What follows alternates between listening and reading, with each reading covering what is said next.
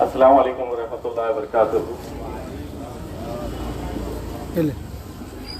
मैं इस बात के ऊपर यकीन रखता हूँ कि जीत और हार के फैसले नियतों पर भी होते हैं। अगर तुम्हारी नीयत साफ है तो अल्लाह रास्ते जरूर बनाता है। और उसकी जिंदा मिसाल आपके सामने आपका बेटा, आपका भाई इम्तियाज जलील खड़ा है, जो कभी सोच नहीं सकते थे कि हैदराबाद के बाद औरंगाबाद जैसे मुकाम से ये जो पिछले 30-35 सालों से शिवसेना का गढ़ हुआ करता था,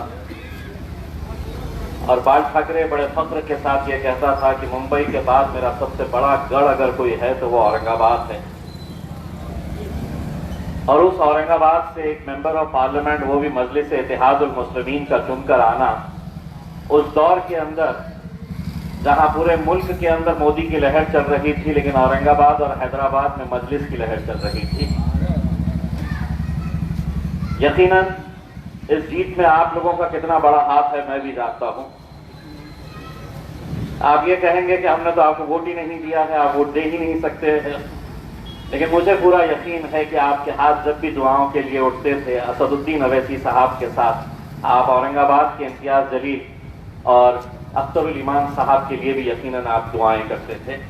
और उसी दुआओं का नतीजा है कि आज अल्हम्दुलिल्लाह 20 साल के शिवसेना के मेंबर ऑफ पार्लियामेंट को हमने हटाकर वहां पर मजलिस इत्तेहादुल मुस्लिमीन के झंडे को लहराया। और उसके फौरन बाद हुए बल्दिया के चुनाव के अंदर 26 हमारे कॉरपोरेटर्स चुनकर आए। उन 26 के अंदर 6 कॉरपोरेटर्स अलग जाति, धर्म और मजहब के थे।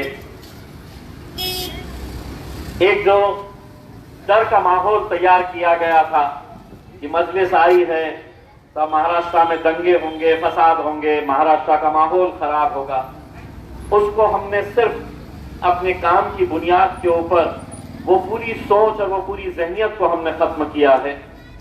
यकीनन मुझे मालूम है कि आज हैदराबाद में जिस तरह की साजिशें रची जा रही है, कैसे कैसे खेल खेले जा रहे हैं, सिर्फ इस इरादे से कि अगर मजलिस के गढ़ के अंदर मजलिस को कमजोर कर दिया जाए तो पूरे मुल्क के अंदर मजलिस कमजोर हो जाएगी। और ये बात कुछ हद तक सही भी है, क्योंकि मेरा मानना यह है कि अगर हैदराबाद है तो औरंगाबाद है, अगर हैदराबाद है तो बिहार है, हैदराबाद है तो दिल्ली है, हैदराबाद है तो झारखंड है, उत्तर प्रदेश है, बिहार है। इसीलिए आज हैदराबाद की सड़कों के ऊपर जब मैं हिंदुस्तान के बड़े बड़े मुसलमान कांग्रेस के नेताओं को देख रहा हूं तो यकीनन मुझे एक बात समझ में आ रही है कि उन्हें कोई भी चल जाएगा, कौन हारेगा कौन जीतेगा उनका कोई मकसद नहीं है। मकसद, इरादा बड़ा साफ है कि मजलिस के नुमाइंदों को कैसे यहां पर हराया जा सकता है, इनके वोटों का बंटवारा कैसे किया जा सकता है। और यही वोटों का बंटवारा आज इस मुल्क से हमारी क़यादत को खत्म कर चुका है। कभी गौर करिए इस बात के ऊपर कि लोकसभा के अंदर किसी जमाने में भी नहीं, आज से महज 20 साल पहले जब भारतीय जनता पार्टी के 550 में से सिर्फ 2 MP चुनकर आते थे, 2, ये 20 साल पहले की बात कर रहा हूं मैं। आज 2 से वो कहां पहुंच गए, 300 पे पहुंच गए। 303 MP उनके चुनकर आए, 2 से 303 का सफर उन्होंने तय किया है। और उसी पार्लियामेंट के अंदर जहां कभी आपकी क़यादत 47 मुस्लिम MPs वहां पर जाकर बैठते थे, 20 साल के बाद हम कहां पर आ गए, तो हम 23 के आंकड़े के ऊपर आ गए।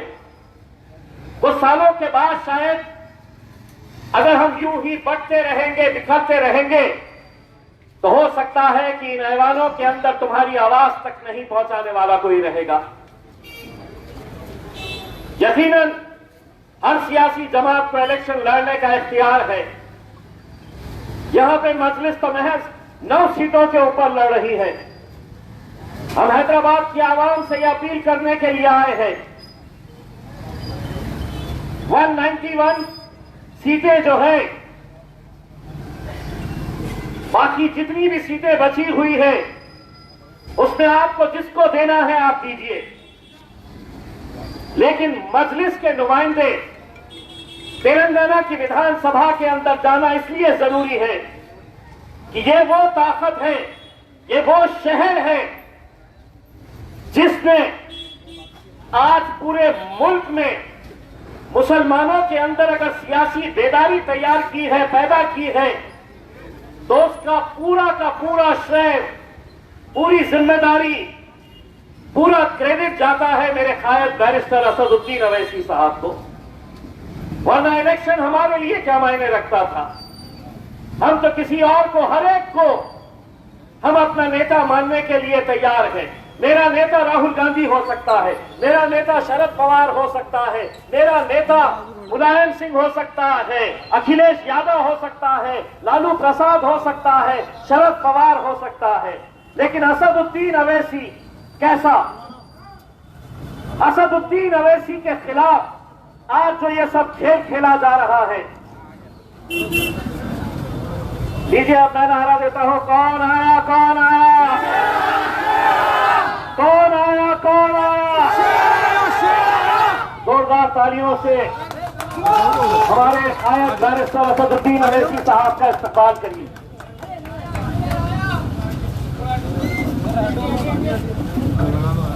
मुझे मालूम है कि असद साहब को बहुत सारे जलसों में जाना पड़ता है, इसीलिए मैं यहीं पर खत्म करते हुए असद साहब को मौका दूंगा।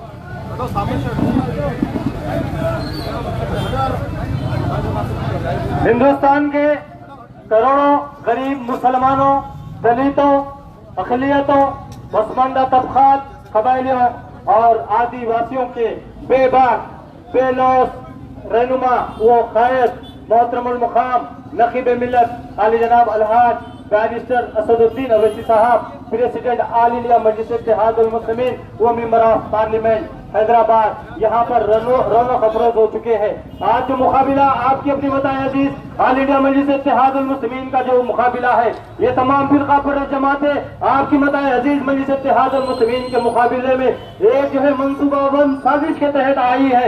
वो ये चाहते हैं कि किसी भी तरीके से मजलिस इत्तेहादुल मुस्लिमीन को, मजलिस इत्तेहादुल मुस्लिमीन की क़यादत को कमजोर किया जाए, क्योंकि आप जानते हैं कि ऐवान पार्लियामेंट के अंदर चाहे हमारी शिनाख्त का मसला हो, चाहे सीएए का मसला हो, चाहे एनआरसी का मसला हो, यही वो क़यादत है, यही वो बेबाक और बेलौस कायद है मोहतरम नकीब मिल्लत आली जनाब अलहाज बैरिस्टर असदुद्दीन अवैसी साहब, जिन्होंने ऐवान पार्लियामेंट के अंदर वक्त के हुक्मरानों के आंखों में आंखें डालकर सीए और एनआरसी का जो है बिल फाड़ कर उनके मुंह पर फेंक दिया था। वो यही कायद है नकीब मिल्लत आली जनाब अलहाज बैरिस्टर असदुद्दीन अवैसी साहब। कुछ लोग नजरों की रोशनी की तरह होते हैं, कुछ लोग नजरों की रोशनी की तरह होते हैं, अगर वो साथ हो तो अंधेरों में भी रास्ते निकल आते हैं। कुछ लोग नजरों की रोशनी की तरह होते हैं, कुछ लोग नजरों की रोशनी की तरह होते हैं, अगर ये साथ हो तो अंधेरों में भी रास्ते निकल आते हैं। यही मोहतरम मूल मुकाम नकीब मिल्लत आली जनाब अलहाज बैरिस्टर असदुद्दीन अवैसी साहब आज फिरका परस्त पार्टियों के, आज वक्त के प्राइम मिनिस्टर के, वक्त के यूनियन मिनिस्टर के और दीगर चीफ मिनिस्टरों के, ये तमाम फिरका परस्त जमातें, भारतीय जनता पार्टी, विश्व हिंदू परिषद, शिवसेना, बजरंग दल और आरएसएस के जितने आलेकार जमातें हैं, जिसके अंदर कांग्रेस भी शामिल है, उनकी आंखों के अंदर क्यों खटकते हैं? आप मालूम है कि ये जो मजलूमों की आवाज उठाते हैं, करोड़ों हमारे मुल्क जो है, मुल्क अजीज के, मुल्क हिंदुस्तान के करोड़ों गरीब लोगों की बात करते हैं नकीब मिल्लत, करोड़ों जो है दलितों की बात करते हैं, करोड़ों गरीब लोगों की बात करते हैं, पसमानदा तबकात के मसाइल की बात करते हैं, यही वजह है कि ये फिरका पर जमातें नहीं चाहती कि ये हमारे मिल्लत मजलूम के लिए मजलिस इत्तेहादुल मुस्लिमीन ने जो कारनामे अंजाम दिए, चाहे वो तालीमी मैदान के अंदर हो, चाहे वो सेहत के मैदान के अंदर हो, चाहे वो माशी मैदान के अंदर हो, आज जो है मिल्लत मजलूम के लिए अगर हिंदुस्तान के अंदर किसी ने जो कारनामे अगर अंजाम दिए हैं तो वो आपकी अपनी मताए अजीज अल इंडिया मजलिस इत्तेहादुल मुस्लिमीन है। और उनके कायद नकीब मिल्लत आली जनाब अलहाज बैरिस्टर असदुद्दीन अवैसी साहब के कारनामे आज अमेरिका के न्यूयॉर्क टाइम्स में छपते हैं, यहाँ के लंदन के अखबारात के अंदर छपते हैं, फ्रांस के अखबारात के अंदर छपते हैं, ऑस्ट्रेलिया और न्यूजीलैंड के अंदर छपते हैं। और वहां पर हमारे लोग डेक्कन मेडिकल कॉलेज से डॉक्टर बन के वहां पर हमारे बच्चे वहां पर खिदमत अंजाम दे रहे हैं, तो डेक्कन इंजीनियरिंग कॉलेज में इंजीनियर बन के वहां पर वो जो है इन तमाम ममालिक के अंदर हमारे जो है नौजवान बच्चे वहां पर खिदमत अंजाम दे रहे हैं। अब मैं जो है इंतहाई अदब और एहतराम से सदर मोहतरम नकीब मिल्लत आली जनाब अलहाज बैरिस्टर असदुद्दीन अवैसी साहब, प्रेसिडेंट ऑल इंडिया मजलिस इत्तेहादुल मुस्लिमीन व मेंबर ऑफ पार्लियामेंट हैदराबाद से मैं जो है बहुत अदब से दरख्वास्त करूंगा कि वो हमें मुखातिब फरमाए।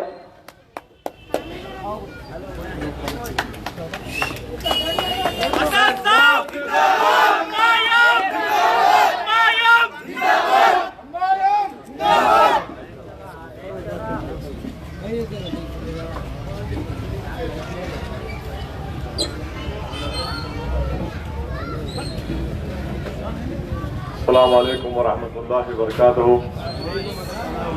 मोअज़्ज़िज़ हाज़रीन इकराम, बुजुर्गान कौम और मिल्लत, मेरे अजीज दोस्तों, पसे पर्दा बैठकर सुनने वाली मेरी माँ और बहनों, मोहतरम जनाब इम्तियाज जलील साहब, रुकने पार्लिमान औरंगाबाद, अजीज़ान मिल्लत, आप जानते हैं कि तेलंगाना के असम्बली इंतखाबात की रायदही का दिन 30 नवंबर है और आज का ये जलसा आखिरी जलसा होगा और कल शाम में 5 बजे तमाम इंतखाबी मुहिम अपने अख्ताम को पहुंचेगी। मेरी आप तमाम से अदबन गुजारिश है कि आप 30 तारीख के दिन अपना एक रिकॉर्ड मजलिस इत्तेहादुल मुस्लिमीन करके जनाब माजिद हुसैन को अपना उम्मीदवार बनाया है, उनके हक में इस्तेमाल करके आप मजलिस को हल्के असम्बली नामबली से कामयाब करिए और अपना MLA मुंतखब करिए। अजीज दोस्तों और बुजुर्गों, मैं शुरुआत में एक चीज़ का जिक्र करना बेहद ज़रूरी समझता हूँ, जो आज BJP के तेलंगाना के सदर ने निहायत ही एक दिल आज़ार बयान दिया है। आज BJP के सदर तेलंगाना के और फिर उत्तर प्रदेश के चीफ मिनिस्टर योगी आदित्यनाथ आए और BJP ने हमेशा की तरह पुरानी बात को कहा कि हैदराबाद का नाम बदलकर हम भाग्यनगर कर देंगे, मगर किशन रेड्डी उससे आगे जाकर ये कहते हैं कि ये हैदर कौन है, ये हैदर कहां से आया, ये कैसे नाम रखते हैं। हम किशन रेड्डी को बताना चाह रहे हैं कि हैदराबाद का नाम हजरत अली हैदर कर्रार के नाम पर रखा गया है और किशन रेड्डी को कोई अख्तियार नहीं है कि हम तमाम की दिल आज़ारी करें और ये बोलें कि हैदर कौन है। हम किशन रेड्डी को बताना चाह रहे हैं कि हैदर कर्रार हजरत अली रज़ी अल्लाह तआला अन्हु का नाम है। हैदर कर्रार शहजादी जन्नत के शौहर हैं, हैदर कर्रार शहजादी जन्नत के वालिद हैं और हैदर कर्रार ने इमाम हुसैन और इमाम हसन को सिखाया था, ये तरबियत दी कि कभी भी बातिल ताकतों के आगे समझौता नहीं करना। ये वही हैदर कर्रार है किशन रेड्डी जिन्होंने खैबर के किले के दरवाजे को फाड़ कर फेंक दिया था। ये वही हैदर कर्रार है किशन रेड्डी जिस किसी को दुनिया में विलायत मिली उसको हैदर कर्रार से निस्बत थी तो उसको विलायत मिलती है। तो बड़ी अफसोसनाक, बड़ी तकलीफ इस बात की है कि बीजेपी मुस्लिम नफरत में इतना आगे बढ़ जाती है कि इस तरह के बयानात देकर हम तमाम की दिल आज़ारी करती है। हैदराबाद का नाम बदल देंगे, नाम रखेंगे भाग्यनगर। अरे कौन सी किताब में भाग्यनगर लिखा बताओ हमको। तारीख के कौन सी किताब में अगर आप पढ़े लिखे हैं तो बताओ हमको जो नाम आप लिखा हुआ है। कहीं पर भी किसी किताब में नहीं लिखा हुआ है भाग्यनगर। मगर सिर्फ नफरत की सियासत बीजेपी करती है और नफरत के नाम पर बीजेपी वोट हासिल करना चाहती है। दिखाने के लिए कुछ नहीं है तो नफरत करेंगे और इससे दिल आज़ार बयानात देंगे। तो हम किशन रेड्डी के बीजेपी के इस बयान की मजम्मत करते हैं और इस बात का डिमांड करते हैं कि किशन रेड्डी अपने उस जुमले को वापस ले जिसमें कह रहे हैं कि नाउजुबिल्लाह हैदर कौन है। ये हैदराबाद का नाम हैदर कर्रार के नाम पर रखा गया है और इंशाअल्लाह ताला सुबह क़यामत तक इस शहर का नाम हैदराबाद था, है और रहेगा इंशाअल्लाह ताला।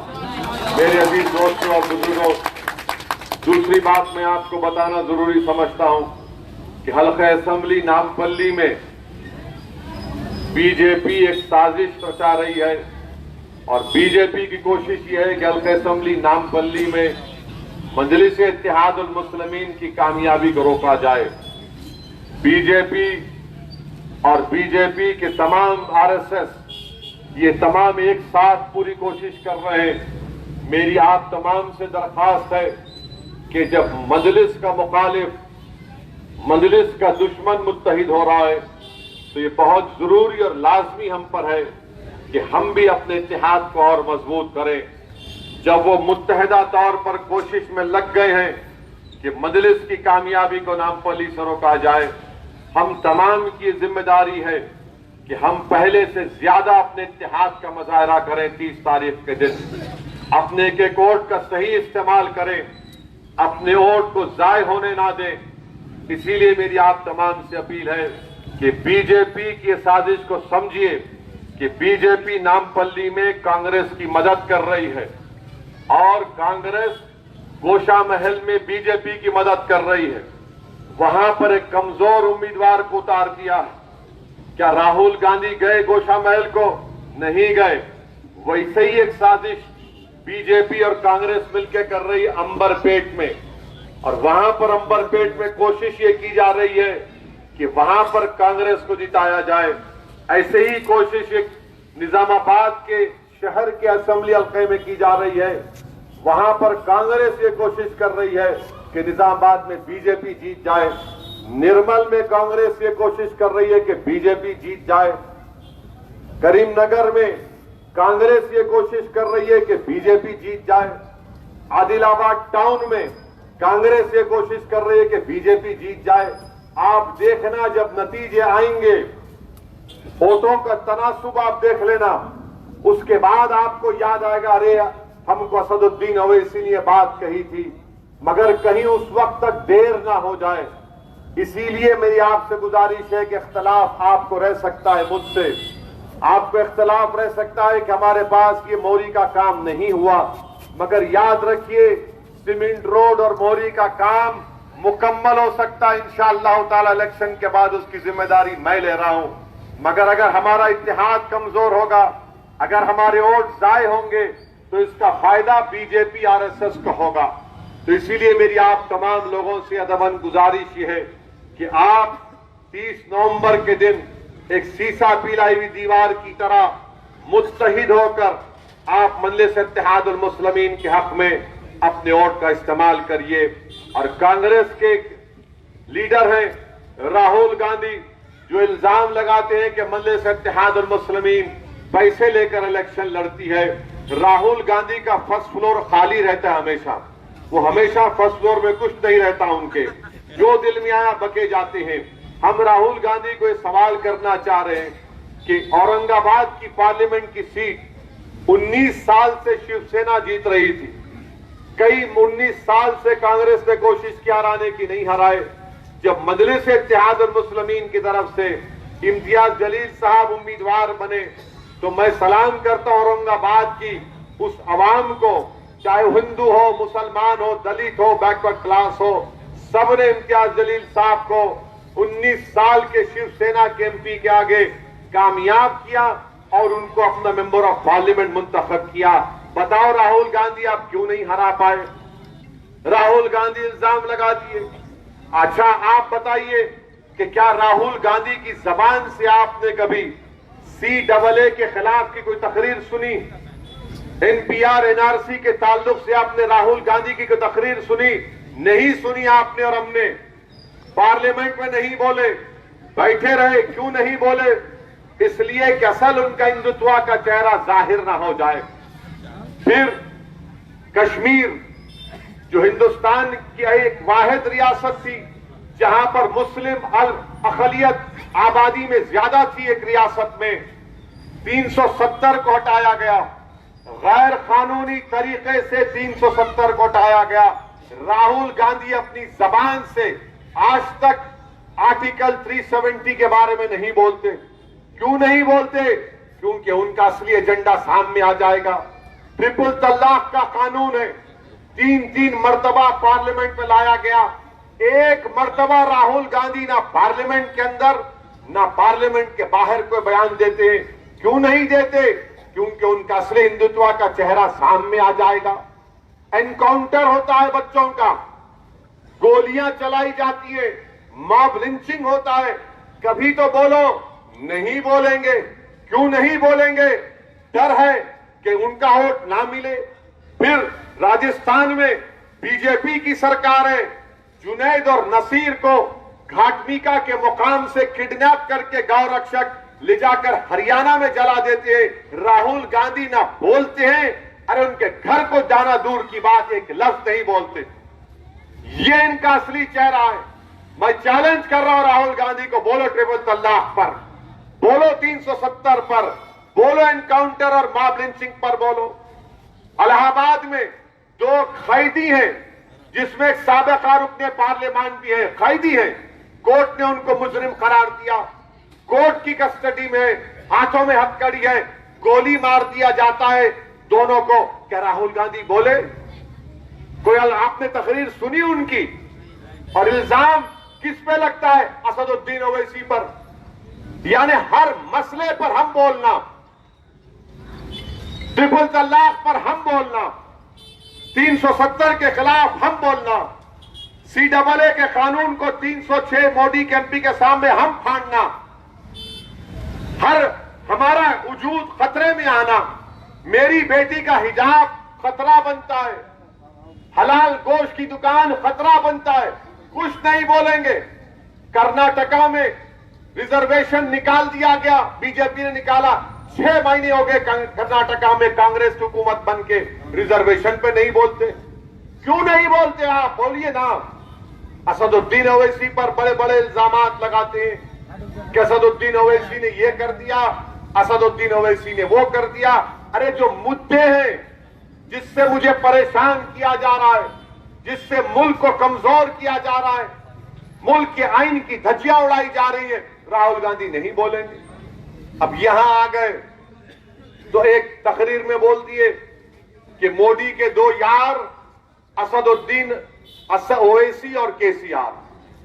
अब राहुल गांधी को हम जवाब दे रहे हैं, राहुल गांधी तुम्हारे 2 प्यार, एक इटली, तुम्हारी अम्मा इटली से आई थी, तुम्हारे 2 प्यार, एक इटली और दूसरा मोदी से हार, ये तुम्हारे 2 प्यार। जहां कई इलेक्शन लड़ते मोदी जीत जाते। मोदी की सबसे बड़ी ताकत राहुल गांधी है।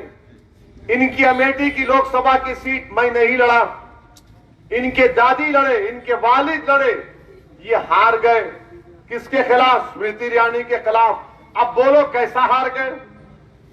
बताओ कैसे हार गए तुम? इनकी बहन साहिबा वो भी हमारे पीछे पड़ गई।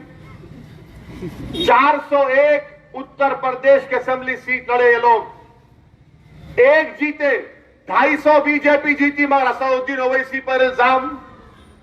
401 सीट लड़े उत्तर प्रदेश में, 1 असेंबली का सीट जीते, मगर ओवैसी पर इल्जाम। 2019 का लोकसभा का इलेक्शन सिकंदराबाद में हल्का आता है, पार्लियामेंट हल्का, ये इलाका सिकंदराबाद में आता है। आपने बीजेपी को वोट दिया, जो नहीं दिया हाथ उठाओ, शर्माओ मत, डरो मत। नहीं दिए, नहीं दिए ना। अब करेक्ट सुनो, मजलिस का उम्मीदवार था, नहीं था तो हाथ उठाओ। कौन जीते यहां से? कैसा जीते? ने कैसा जीते? हम तो नहीं थे ना। मैं आके आपको कान में आयतल कुर्सी पढ़ के फूका भी नहीं। अब कैसा जीते? अरे भाई यही तो बता रहा हूं, ये कांग्रेस है। जब हम इन सच्चाई को बयान करते हैं इनको नफरत हो जाती है असदुद्दीन ओवैसी से। मैं नहीं लड़ा, सिकंदराबाद बीजेपी जीत गई। अच्छा, और सिकंदराबाद में बीजेपी, सिकंदराबाद में 7 हलके हैं। नामपल्ली वो हलका था जहां पर बीजेपी को कम वोट मिले। कहां से मिले? ये इलाकों से जहां पे शेरवानी टोपी है वहां से वोट नहीं मिले। देख लो आप, बूथ वाइज रिकॉर्ड निकलता ना आजकल। तो फिर हम पे इल्जाम, अरे आप जिता रहे बीजेपी को। बीजेपी मोदी जब से वजीर आजम बने, किसका घर टूट रहा है बुलडोजर से? मेरा घर। किसका एनकाउंटर हो रहा है? मेरा। CAA का कानून बनाकर मेरी शहरियत को खतरे में ला लिए, मैं खतरे में। ट्रिपल तलाक का गलत कानून बनाकर हमारी खवातीन को नुकसान पहुंचा रहे, हमारे लिए कानून बनाया गया। आपका क्या नुकसान हुआ? आप सिर्फ वजीर आजम नहीं बन सके, आपको इख्तियार नहीं मिला। अरे मेरा वजूद तो खतरे में आ गया ना। मेरा वजूद खतरे में आ गया तुम्हारी नाअहली की वजह से। और आप बोलते मैं मोहब्बत की दुकान। अरे कौन सी मोहब्बत की दुकान की तुम बात कर रहे हो? कौन सी मोहब्बत की दुकान? तुम सदर थे 2019 में और तुम 500 सीट लड़के सिर्फ 50 सीट जीते। मोदी 306 जीत गया, मैं 3 लड़ा। और इल्जाम मेज पर इल्जाम इसलिए लगता है कि राहुल गांधी हो या मोदी हो, वो कभी भी नहीं चाहेंगे कि आपका कोई लीडर बने। माजिद से दुश्मनी क्यों? क्योंकि माजिद इंशाअल्लाह जीतेगा नामपल्ली। एमएलए तो रहेगा मगर माजिद लीडर बनेगा गरीबों का। माजिद एक टीचर का बेटा है, कोई खानदान पानदान से उसका ताल्लुक नहीं है। ये कांग्रेस का जो उम्मीदवार है, ये सुनो, विट्ठलवाड़ी का रहने वाला था। बहुत किस्से हैं इसके। मोटरसाइकिल के पीछे टायर रखते, क्या बोलते हैं उसको? स्टेपनिया कौन चोरी करता था विट्ठलवाड़ी में प्यारे?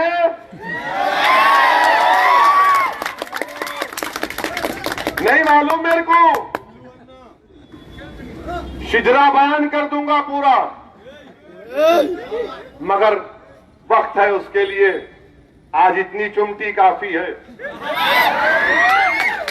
अब राहुल गांधी बताओ, आप 500 आप लड़े, 50 जीते, मगर असदुद्दीन ओवैसी जिम्मेदार।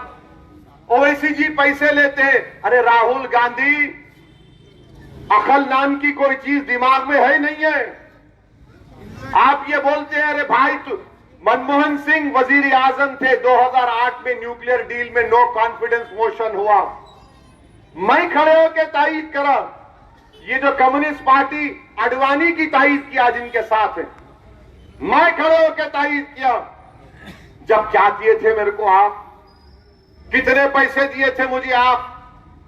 अरे राहुल गांधी, सोचो बोलने से पहले। अब आप बोलते मुझे कि फुला ऐसा। राहुल गांधी, आप 50 साल होके हो गया, 50 क्रॉस कर लिया। आप अकेलापन आपको तंग कर रहा होगा, तो आप अकेले हैं। 50 साल के हो गए, आपका फैसला है। आपकी जिंदगी में हम कोई मदाखलत नहीं कर रहे, मगर जब आप हमको बोलते हैं, हम किसी को छेड़ते नहीं। कोई छेड़ा तो उसको छोड़ते नहीं। 50 साल के आप हो गए हैं।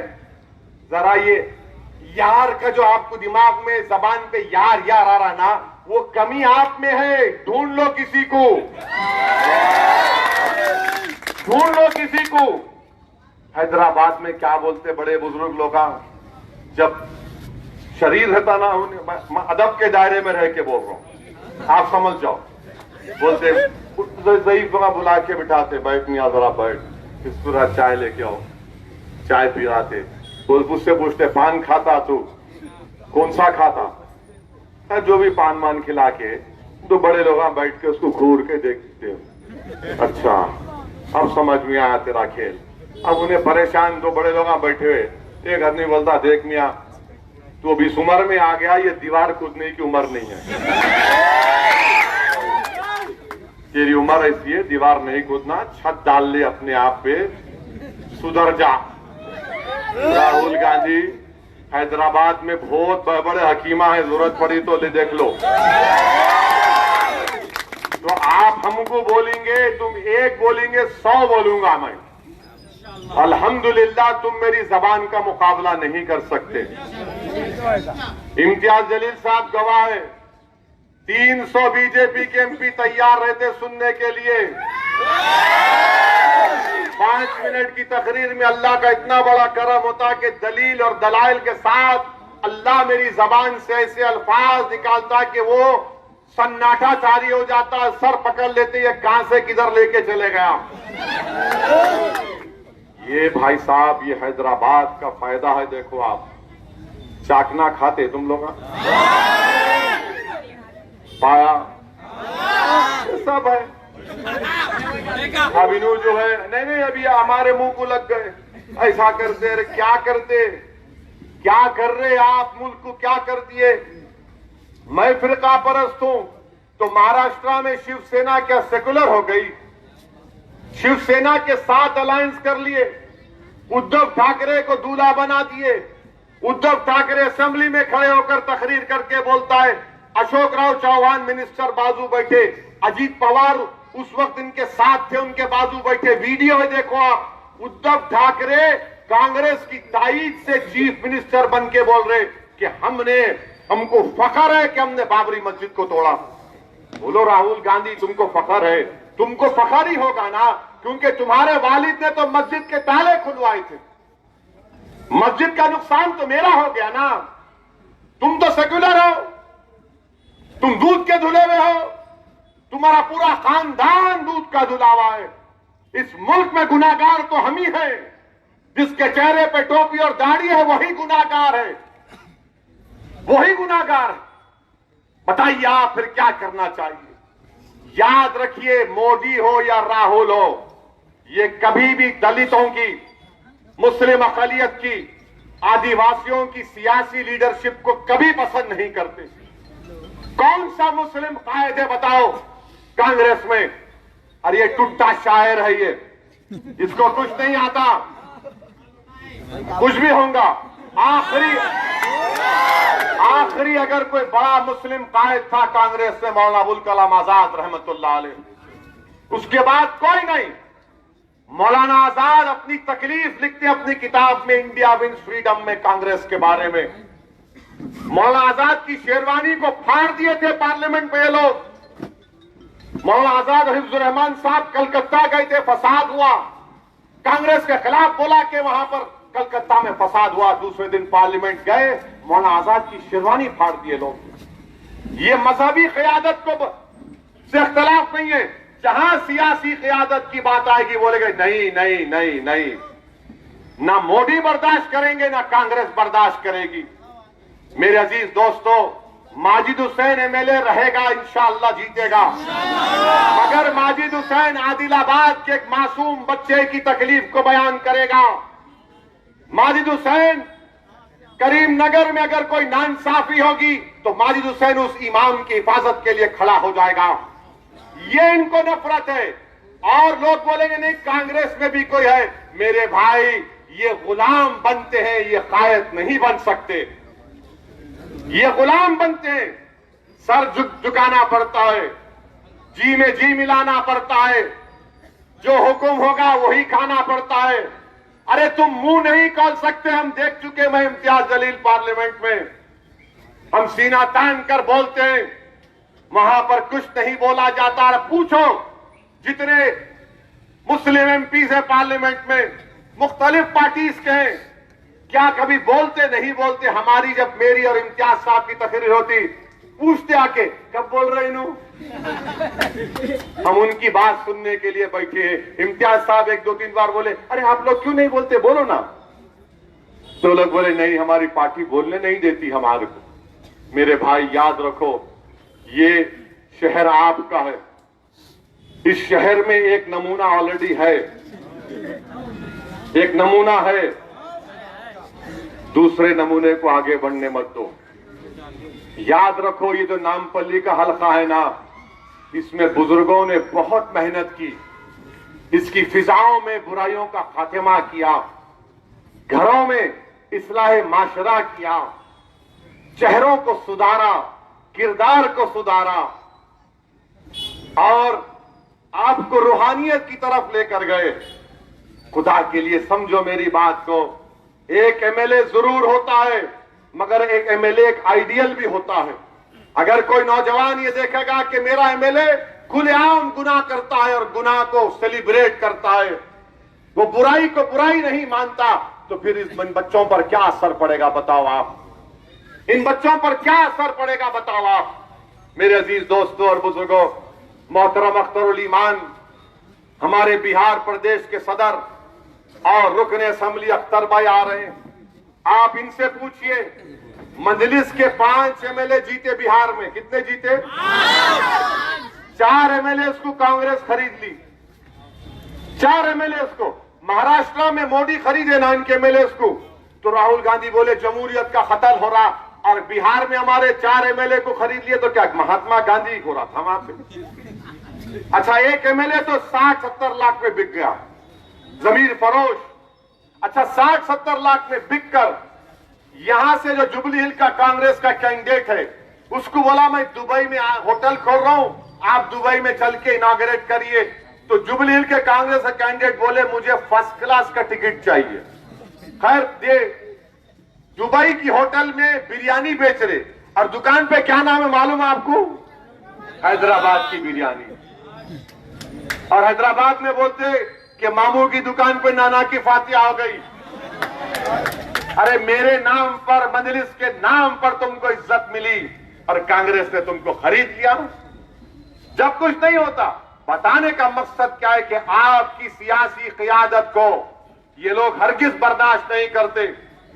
और एक मिसाल दे रहा हूं, अकबरुद्दीन ओवैसी, बाबा शरफुद्दीन साहब की पहाड़ी के पास हाउसिंग बोर्ड की जमीन है, वहां पर 50 एकड़ जमीन पर अकबरुद्दीन ओवैसी ने हुकूमत और चीफ मिनिस्टर से कहा कि यहां पर एक आईटी टावर बनाइए मुस्लिम अकलियत के लिए।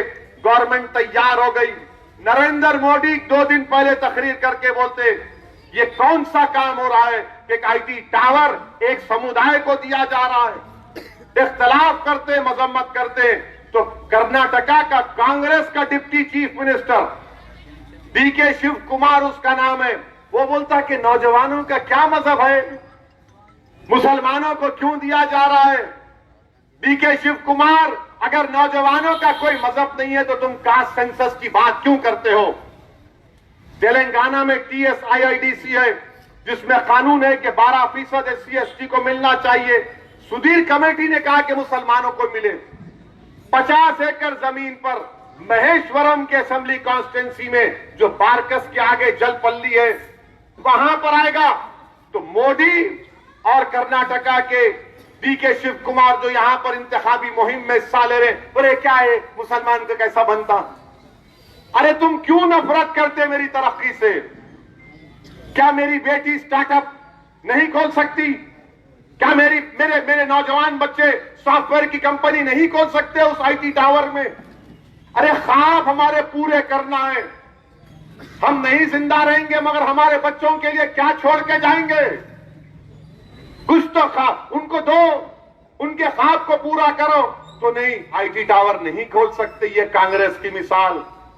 और फिर आप देखते कि लोग बोल रहे हैं कांग्रेस वो बोल रही है, बोल रही। मेरे भाई नरेंद्र मोदी भी 2014 में बोले थे आप तमाम को 15 लाख आ जाएंगे भाइयों बहनों। तो बेचारा गरीब किशन नगर का चिर्रे का बोला 15 लाख। फौरन उन्होंने जीत गए, बोले जनधन अकाउंट खोलो ने, बोला अब तो आ रहे। जनधन अकाउंट खुल गया। 1 साल 2 साल उन्होंने बोल रहे आ रहे अब डालता हूं, जब डालता हूं। बेचारा भारत का गरीब एक आस में 5 साल निकाल दिया। समझा कि 2019 के लोकसभा के चुनाव से पहले मित्रों 15 लाख डालेंगे, तो अचानक मालूम हुआ मोदी ने कह दिया मैं चौकीदार। अब 15 लाख कहां थे, चौकीदार कहां देता 15 लाख। तो मेरे भाई, ये गरीबों से इस्तेसाल किया जा रहा है, ये गरीबों को धोखा दिया जा रहा है। अरे गारंटी है तो इत्तेहाद की गारंटी दे सकते हैं। तुम इत्तेहाद को मजबूत करो, हर चीज की गारंटी तुमको मिलेगी। मजलिस को आपने मजबूत किया, जितने गवर्नमेंट के स्कीमें थी मजलिस ने उन तमाम को पूरा करवाया। मिसाल के तौर पर नामपल्ली में आपके लिए अर्ज कर रहा हूं ताकि आपको मालूम हो जाए कि नामपल्ली में मजलिस की नुमाइंदगी पर जो गवर्नमेंट की स्कीमों से आपको फायदा पहुंचा, ये मैं आपके सामने रख देता हूं ताकि आपको मालूम हो जाए। हां, डबल बेडरूम नामपल्ली में 1760 लोगों को डबल बेडरूम मिला। मैंने थाली न मत मारो, और लोगों को मिलना है, हम दिलाएंगे इंशाअल्लाह। गरीब को उसका हक मिलना है। कितने पैसों से खर्चा हुए, 150 करोड़ रुपए ये मजलिस ने किया, गवर्नमेंट की स्कीम थी। फिर आप आ जाइए, ये बोलते कांग्रेस वाले हिंदुओं के खिलाफ है। अरे दीवाने, हम कभी किसी मजहब के खिलाफ नहीं थे। मजलिस ने क्या किया, हमारे हिंदू भाइयों की शादी, बेटियों की कल्याण लक्ष्मी 1180 लोग बहन, हमारी हिंदू बहन बेटियों की शादी के कल्याण लक्ष्मी के चेक दिलाए। कितने दिलाए, 10 करोड़ 65 लाख। हमारे बैकवर्ड क्लास के भाई बीसी बंधु में 300 लोगों को लोन दिलाए। कितने पैसे मिले, 3 करोड़। दलित भाई 100 हैं, 100 घरों को 10-10 लाख रुपए मिले। गवर्नमेंट की स्कीम है, 10 करोड़ रुपए उनको मिले। फिर आप आ जाइए और एक नामपल्ली में, हाँ अब आ जाइए, बोलते हैं खाली जज्बात की तकरीर करते, मुसलमानों का वोट लेके भाग जाते। अरे भाई साहब, 65 साल गुजर गए हमको यहां पर। दारुस सलाम हमने हासिल किया, Deccan medical college, engineering college, MBA, MCA, school of architecture, ये पूरा अवाम का है, मेरा नहीं है। अब हमने क्या किया, नामपल्ली में गरीब मुसलमानों की तालीम के लिए टिमरिस से 2 रेजिडेंशियल स्कूल खुलवाए। उसमें 1502 बच्चे पढ़ रहे हैं। बेटियों का हॉस्टल स्कूल कॉलेज, बेटों का हॉस्टल स्कूल और कॉलेज अलग। कितना खर्चा उस पर गवर्नमेंट से करवाया, 27 करोड़ 90 लाख रुपए ये गवर्नमेंट से करवाए। आसरा पेंशन कितना मिल रहा है नामपल्ली में मुस्लिम अकलियत को, 9255। कितने महाना पैसे डाले जा रहे, 2 करोड़ 5 लाख। अब तक कितने पैसे आए, 215 करोड़ रुपए गवर्नमेंट के। नामपल्ली के इमाम मौजन को महाना तनख्वाह 106 इमाम मौजन, कितने महाना मिलते हैं उसमें, 106 को 5,30,000। कितने अब तक दिए गए, 3 करोड़ 60 लाख। ओवरसीज स्कॉलरशिप कितने नामपल्ली के बच्चे को जो लंदन अमेरिका में पढ़ रहे 2 साल के मास्टर्स कोर्स में 140, कितने पैसे उनके फीस में डाले गए। मजलिस की नुमाइंदगी पर 21 करोड़ 29 लाख रुपए। शादी मुबारक में कितने शादियां करवाई हमने हमारी बेटियों की, 8,121। कितने पैसे मिले उनको, 71 करोड़। ये मजलिस ने काम करवाया। कोविड में 1000 सिलेंडर फ्री में बांटे, मजलिस की जिम्मेदारी है, कोई एहसान नहीं किए। तो ये आपको बताना जरूरी है, मजलिस हर स्कीम की गवर्नमेंट को लेकर करवाती। हम खामोश बैठने वाले नहीं है। मेरी आप तमाम से अदबन ये गुजारिश है कि 30 नवंबर के दिन आप लोग सुबह के अवलीन सातों में अपने घर से निकलिए और मजलिस को वोट दीजिए। हाँ, एक बात याद आई, कल मैं एक वीडियो देख के आया जिसमें नामपल्ली का उम्मीदवार बोल रहा कि मैं एनकाउंटर करा दूंगा। नहीं, वैसे वो सब बातें नहीं करना, नहीं, सब नहीं। देखो, कुदरत उसके जबान से उसके बुरे अजायम को बयान करवा रही। एनकाउंटर करा दूंगा, क्या मतलब भाई? तुम क्या उत्तर प्रदेश का राज हैदराबाद में करोगे? क्या काफी नहीं है वहां पर गोली मारी जा रही है? वीडियो है, एनकाउंटर करा दूंगा। किसका एनकाउंटर कराओगे? कितनों को मारोगे? अरे तुमने तो फसादात में तो बहुत को मरवाया था ना। तुम्हारा रिकॉर्ड है 1990 में चिन्ना रेड्डी को हटाने के लिए यही कांग्रेस ने फसाद कराया हैदराबाद में। हिंदू और मुसलमानों को लड़ा दिया, पुलिस फायरिंग हुई, कई लोग मर गए दोनों मजहब के। ये कांग्रेस का रिकॉर्ड रहा है। जो आपके बच्चों का एनकाउंटर करना चाहता है, क्या आप उसको वोट देंगे 30 तारीख के दिन? ये आपको फैसला करना है। ये आपको मैं आपको जिम्मेदारी से कह रहा हूं, कोई जज्बात में लाकर नहीं कह रहा हूं, ये जिम्मेदारी से कह रहा हूं। पहचानो इन लोगों को, एनकाउंटर करा देंगे। हम क्या चूड़ियां पहन के बैठे हुए हैं? मेरी गाड़ी पर 6-6 गोलियां चली। प्यारे बोल, कब मारता गोली? मैं आता हूं, गोली चलाएंगे, एनकाउंटर कराएंगे। अरे अभी कुछ हुआ नहीं, मगर अजाइम सामने आ रहे हैं। अभी भी आपके पास, मैं इसीलिए कह रहा हूं, वोट को जाय होने मत दो खुदा के लिए। आपको मुझसे इख्तलाफ है ना, मैं बड़ा नहीं हूं। मैं फिरका परस्ती, ये तमाम चैलेंजेस से मैं इतना बड़ा नहीं हूं, मगर ये जो खतरा हमारे सामने, उसका मुकाबला करो, इसको खतरे को टालो। याद रखो, एक बार अगर नफरत का बीज बो दिया जाएगा तो बरसों लगेंगे उस नफरत को खत्म करने के लिए। 9.5 साल में हैदराबाद में फसाद नहीं हुआ, फायरिंग नहीं हुई। ये मजलिस इत्तेहादुल मुस्लिमीन का छोटा मोटा कारनामा है। हम जानते हैं इन जालिमों को, इन फिरका परस्तों को हम जानते हैं कि कैसे इनसे सियासी तदबीर के जरिए इनको इनके नापाक अज़ाइम में इनके बढ़ते हुए कदमों को रोक दिया जाए। मेरे अजीज दोस्तों और बुजुर्गों, मेरी आप तमाम से अपील है कि 30 नवंबर के दिन मजलिस को कामयाब करिए। सिर्फ इनफरादियत को मत देखिए, अपनी जमात के वोट का इस्तेमाल करिए। जमात के हक में पतन के निशान पर बटन दबाइए और मेरे साथ नारा लगाइए, ताकि आरएसएस को मालूम हो जाए, हैदराबाद जिंदाबाद, हैदराबाद जिंदाबाद, हैदराबाद जिंदाबाद, आरएसएस मुर्दाबाद। सलाम वालेकुम। जरा जज्बात में आके भूल नहीं जाना।